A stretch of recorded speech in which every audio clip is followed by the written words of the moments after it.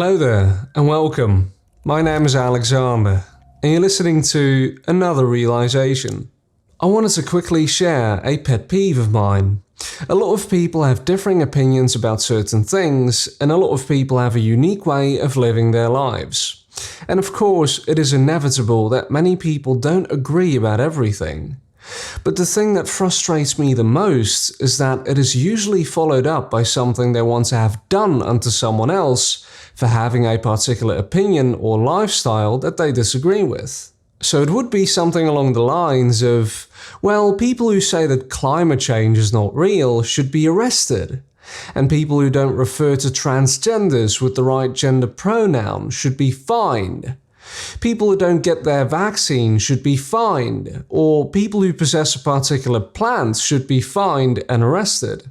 Now, what do they actually mean by that? Would you be willing to be more specific about what you want to have done unto those people? So not, I think we should implement a policy of deterrence, I mean in a literal and specific way.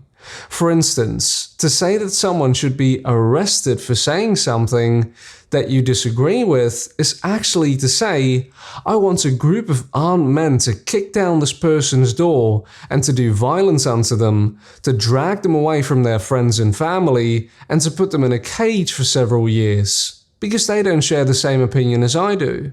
Now surely, most of them don't dare to say it like that. And that is why they attempt to hide it under layers of euphemisms.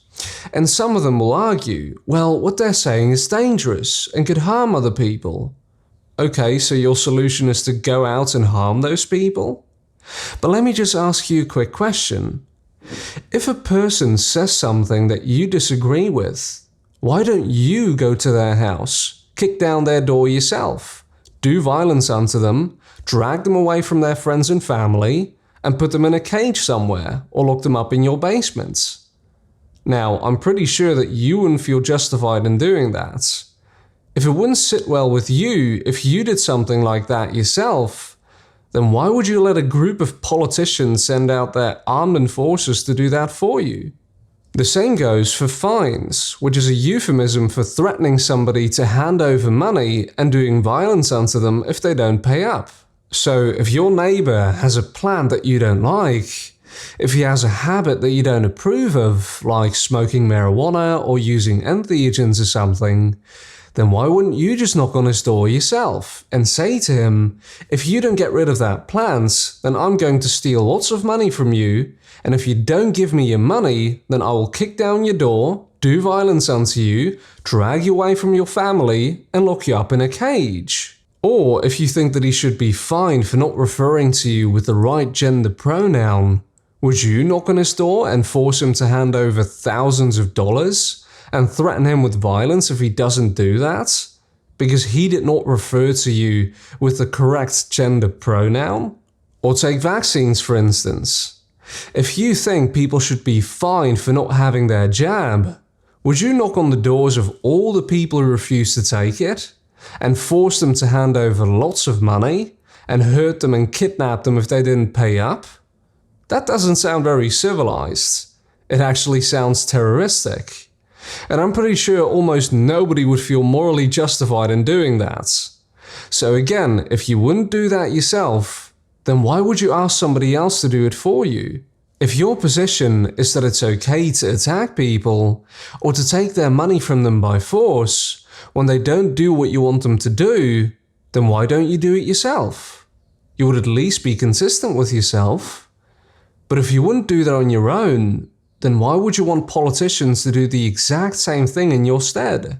They imagine this group of politicians that are just a bunch of human beings like they are, to have the supposed right to do things that would normally be immoral and wrong if they did it themselves. And I still wonder to this day how you could delegate or give away a right that you don't even have yourself. If you don't have the right to steal, how can you give someone else the right to steal? And the funny thing is that they see these politicians as their supposed representatives. And a representative is someone who acts on behalf of someone else. So when they do something, they are carrying out your will as your representative. But the people never take any responsibility for the actions of their representatives. When the politicians fine your neighbor, or without mincing any words, steal his money for having a plant that you don't like, and I said to you, why did you do that? Why did you steal his money and threaten him with violence? What's wrong with you? You would probably be surprised and say, me, I didn't do that, the politician did that. But isn't he acting on your behalf? Well, which just shows you how bogus the concept of representative government actually is. And something else that is also very ironic is when I blame the politician and say, why did you do that? What's wrong with you? He'd say, me, I didn't do that. I'm just carrying out the will of the people. I'm just representing them. I'm not the one who's responsible. When I go to his enforcers, who are literally the ones committing the act of dragging your neighbor away and sticking him in a cage, they say, me, I didn't make that law. I just violently enforce it on everybody else without question. I'm not responsible. And that is the essence of statism. Nobody wants to be responsible for his or her own actions.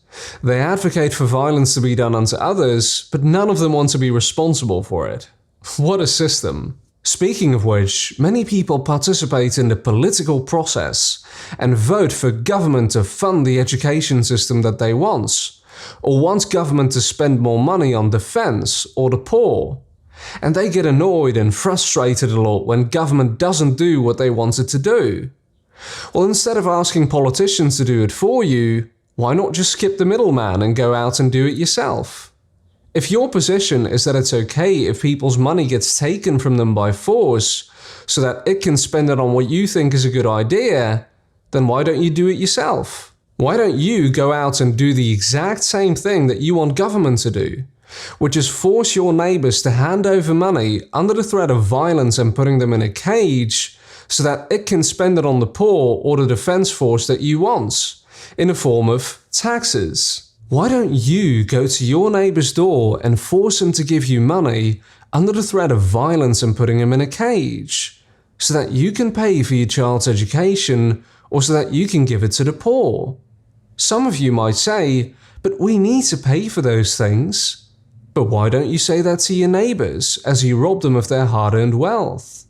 Go to their doors and tell them, I want to give money to the poor, or I want to pay for my child's education, and I don't have enough money to do that myself.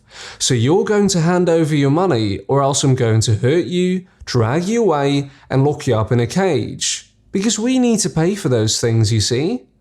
Or I'm going to steal lots of money from you so that I can pay for a defense force that will protect you from people who want to steal your money.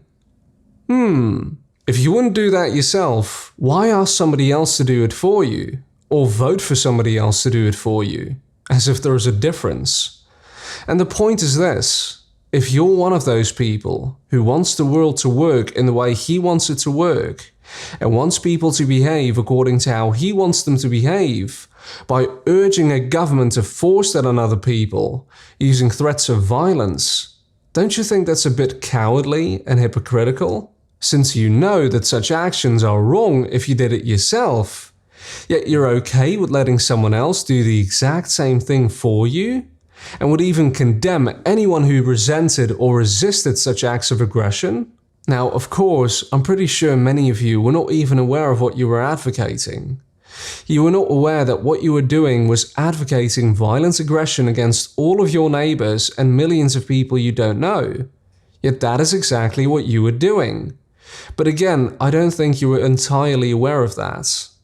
And the reason for that is because we are all indoctrinated into not recognizing that that is what we are doing when we play the game of politics. So all I'm asking of you is that you admit what you personally want to have done unto other people before you vote or petition for governments to pass some legislation that you think should be imposed on everybody, and that you go out and do it yourself.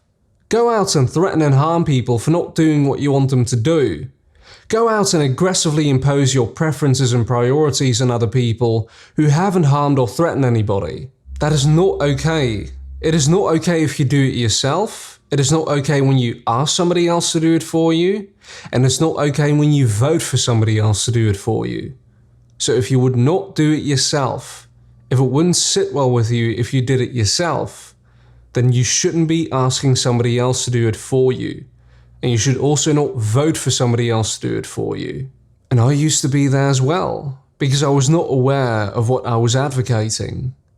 I believed in the erroneous story of climate change, and I wanted politicians to do things that I wouldn't feel justified in doing myself. But I quickly realized that made me a coward and a hypocrite, because I would never do that myself, nor would I ever find it morally justified to do it myself. And I realized that the only way to peacefully coexist with one another is by way of voluntary interaction, and not by imposing our beliefs, priorities, and preferences on other people, by way of coercion and violence. Because there's nothing civilized or peaceful about that, even when we ask somebody else or vote for somebody else to do it for us. And if you disagree and think that certain things should be enforced on other people, ask yourself this first: would I do it myself? Would I do the things that I'm asking politicians to do for me? Thank you for watching, and I'll see you soon.